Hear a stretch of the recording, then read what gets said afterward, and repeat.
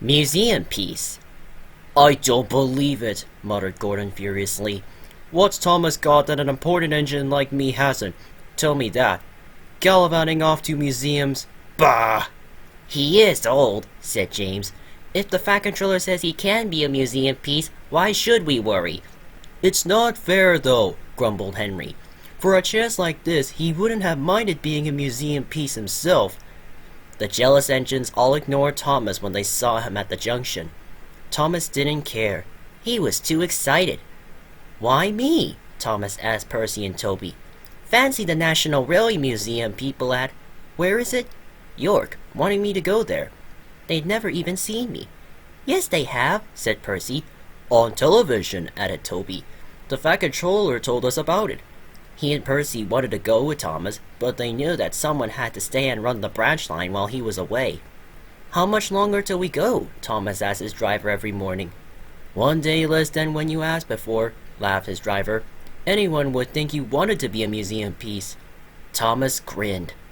Gordon, Henry, and James are just jealous, he chuckled. Who else is at this museum? Is Flying Scotsman there? Or Duck's friend, City of Truro? We shall have to wait and see, said the fireman. I'll be very surprised if there isn't someone there you can remember from the old days. And that, of course, made Thomas more excited than ever. At last the day came. A large crowd came to the junction to see Thomas off, and the Fat Controller was there too.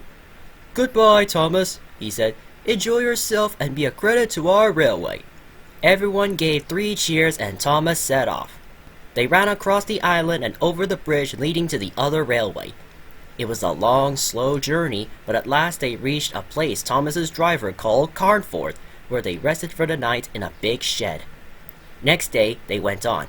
At Skipton, Thomas stopped for a drink and to let a goods train overtake him.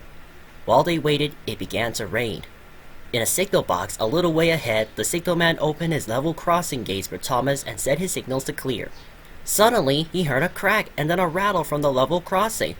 The lock on the gate had broken and the wind was swinging the gate across the rails. Steam appeared above the trees as Thomas drew near. "Whoa!" exclaimed the signalman, and quickly resetting the signal to danger, he ran to mend the gate. Thomas had never felt happier.